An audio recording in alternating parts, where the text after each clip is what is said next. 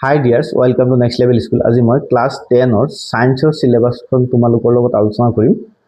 তোমালোকে কিতাপ আৰু পেন উলিয়াই লোৱা আৰু চিন দি লোৱা আৰু এইখিনি চেপ্টাৰৰ পৰাই তোমালোকৰ হাফ ইয়াৰলি কুৱেশ্যন সমূহ আহিব। প্ৰথম চেপ্টাৰটো আছে চোৱা কেমিকেল ৰিএকশ্যন এণ্ড ইকুৱেশ্যন, ৰাসায়নিক বিক্ৰিয়া আৰু সমীকৰণ। এই চেপ্টাৰটোৰ পৰা তোমালোকৰ কুৱেশ্যন আহিব। তাৰ পিছত এসিড বেসিস এণ্ড সল্টছ এটো নাহে, মেটেল এণ্ড নন মেটেল নাহে, কাৰ্বন এণ্ড ইটস কম্পাউণ্ড এটো নাহে। তাৰ পিছত পিৰিয়ডিক ক্লাছিফিকেশ্যন অফ এলিমেণ্টছ, মৌলৰ পৰ্যাবৃত্ত শ্ৰেণী বিভাজন, ইয়াৰ পৰা তোমালোকৰ কুৱেশ্যন আহিব। তাৰ পিছত অসমীয়াখিনি লাগে যদি সাইডত চাই ল'বা। তাৰ পিছত তোমালোকৰ কুৱেশ্যন আহিব লাইফ প্ৰসেছৰ পৰা, মানে জীৱন প্ৰক্ৰিয়া, ঠিক আছে।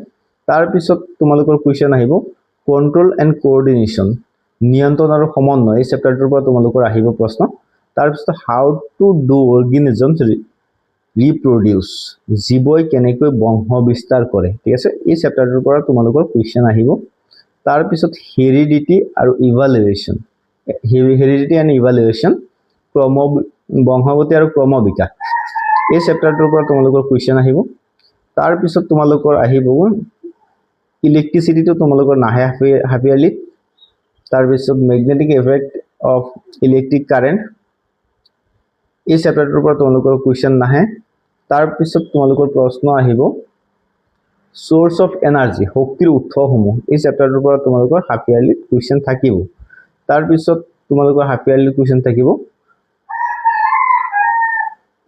সোৰ্স অফ এনাৰ্জি, এই চেপ্টাৰটোৰ পৰা থাকিব আৱাৰ এনভাইৰনমেণ্ট, আমাৰ পৰিৱেশৰ পৰা নাথাকে, মেনেজমেণ্ট অফ নেচাৰেল ৰিসোৰ্স, প্ৰাকৃতিক সম্পদৰ ব্যৱহাৰ, ইয়াৰ পৰাও হাফ ইয়াৰলি প্ৰশ্ন নাহে।